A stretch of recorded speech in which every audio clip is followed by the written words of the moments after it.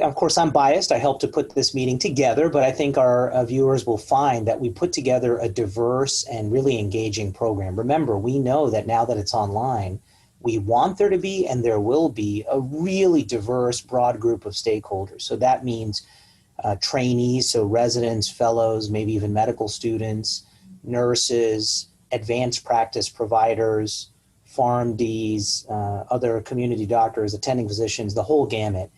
And I think whether you only see one or two patients with myeloproliferative neoplasm in your practice or dozens, this meeting's got something for everyone. Now, one key thing I think people will appreciate is we have panel discussions. Some meetings I attend have that, some don't.